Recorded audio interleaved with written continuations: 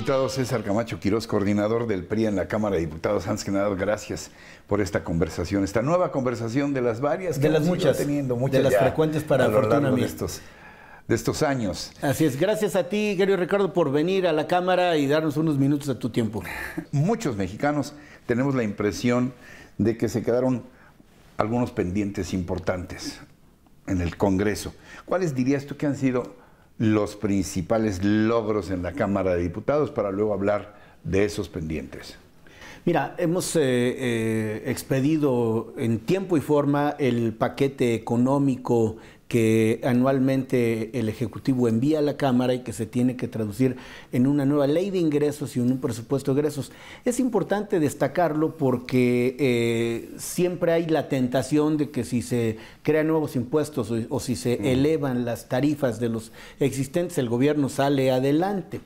En este año, en este ejercicio fiscal, de cara al 2018, mantiene una gran disciplina el Ejecutivo Federal y nosotros lo estudiamos, lo analizamos al revés y al derecho y nos parece destacable haber mantenido rigor, disciplina en la política económica del gobierno de la República, es más, en la política financiera de las finanzas públicas. Hay entonces una economía pública, unas finanzas, diríamos, no petrolizadas, hay la acreditación, o sea, dependemos menos del petróleo de lo que dependíamos, hay una incorporación muy importante de nuevos contribuyentes al padrón, de modo que se toma en cuenta aquello de que no quieran cobrarle más a los mismos de siempre, sino cobrar lo mismo a más, de suerte que pueda sufragarse la acción de gobierno, y cuando digo gobierno es no solo el Ejecutivo Federal, todos los gobiernos, e inclusive darle un margen mucho más amplio a organizaciones no gubernamentales, organizaciones de la sociedad civil, que desarrollan, que despliegan tareas de beneficio social, siempre bajo el escrutinio del gobierno. Un paquete importante en materia de seguridad y justicia, que pasa por combatir y erradicar la tortura, tiene que ver con una legislación ad hoc, moderna, garantista, que combate la desaparición forzada de personas.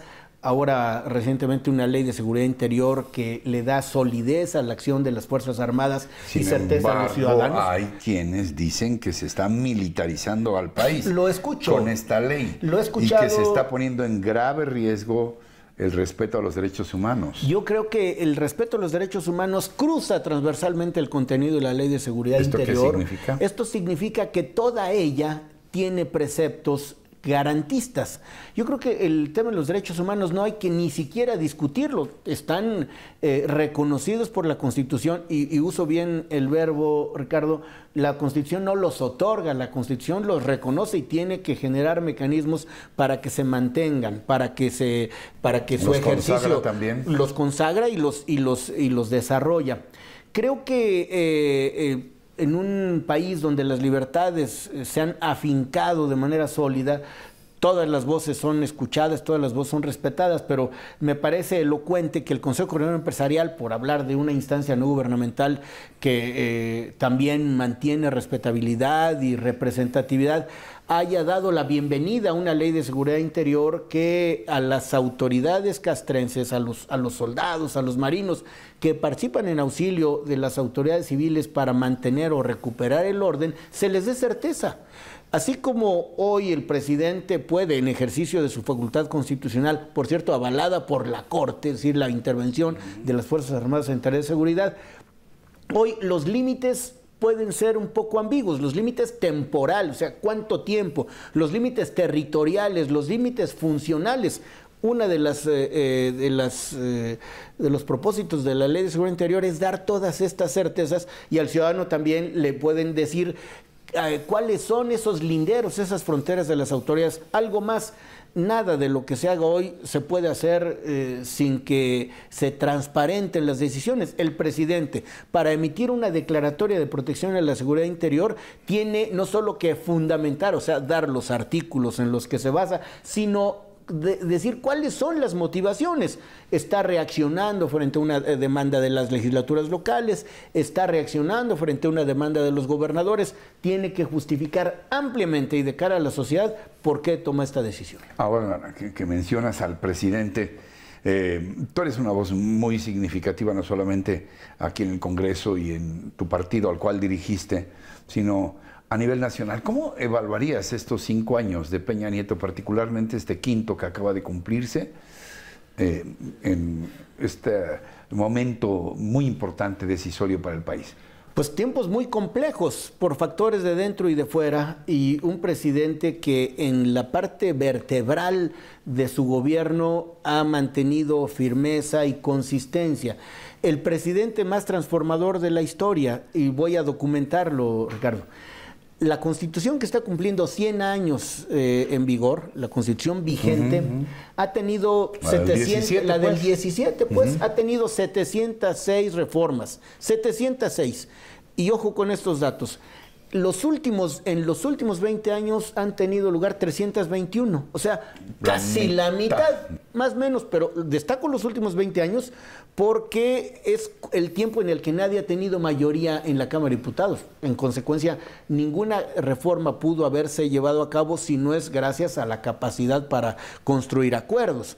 Y lo digo porque siendo el PRI el partido mayoritario, no así entre 2000 y 2012, o no así entre 2006 y 2012 para ser más exactos. A partir de entonces los grupos parlamentarios somos grupos minoritarios. Entonces, 321 de 706 en los últimos 20 años, pero ahí va el dato, 153 de estas han ocurrido en el tiempo de Enrique Peña Nieto. O sea, la reforma energética, la reforma financiera, la reforma educativa, sustancialmente la reforma educativa, la reforma político-electoral, han sido producto de la construcción de consensos. Y para que haya consensos hay que aprender a escuchar. Estamos por el Pacto por México, ¿no?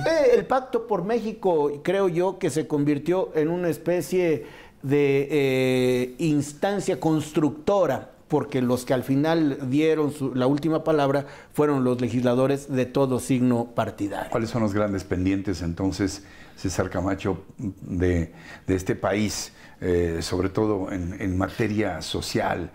Tenemos todavía un inmenso número de pobres, prácticamente la mitad de la población. ¿Qué hacer para lograr el despegue de México, que tiene tantos recursos y que sin embargo todavía no hemos podido hacer un México más equitativo? Mira, creo que ese es uno de los asuntos en los que sigue habiendo asuntos por resolver. El presidente Peña Nieto le dio un giro importante, cualitativo a la política social, que tradicionalmente había sido una política de entregar cosas, de proveer bienes. Subsidiariedad. De subsidiariedad. Hoy diríamos, asistencial la política social. Hoy el presidente Peña impulsa programas en los que las personas son también protagonistas de su propio cambio positivo, es decir, donde la gente hace, no solo recibe. Creo que este cambio de mentalidad es importante, aunque quizás habría que admitir que falta mayor cobertura. El gobierno es muy optimista, dice que creó 3 millones de empleos. ¿Es en serio? A ver, esto es en serio. Es más, el presidente está anunciando el empleo 3,5 millones.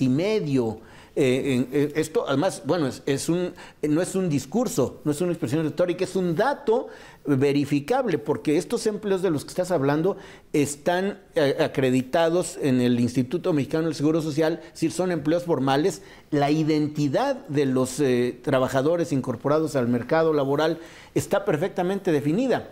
Me parece que este dato de creación de empleos va de la mano con el aumento de las inversiones, porque son inversiones productivas generadoras de empleo, no son inversiones especulativas que dejan dinero pero no producen estrictamente riqueza distribuible. Y la inversión creciente es también producto o resultado de la confianza en instituciones robustas y en un gobierno que les puede garantizar que sus inversiones están a buen recaudo. ¿Tiene usted confianza en su candidato, un candidato que no es priista? Yo tengo la absoluta certeza que Pepe Mid va a ganar las elecciones, y ahora lo voy a documentar. Primero, el PRI, de los que hoy mismo tienen vida en la escena política, es el más antiguo, que se creó en 1929. Y ha sido el partido que ha entendido de mejor manera cómo la sociedad evoluciona y el partido no puede rezagarse.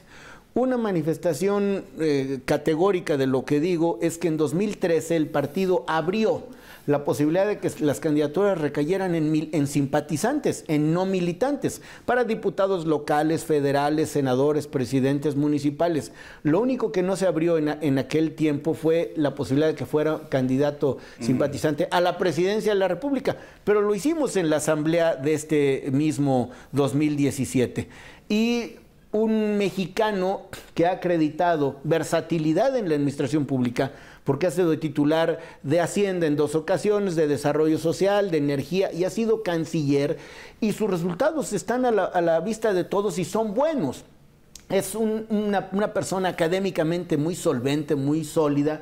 Es Pepe Mid, economista y abogado, por el ITAM Economía y por la UNAM la carrera de licenciado en Derecho.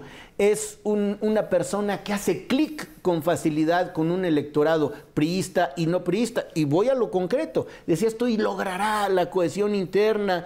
Bueno, yo creo que mucho va a depender de su actitud.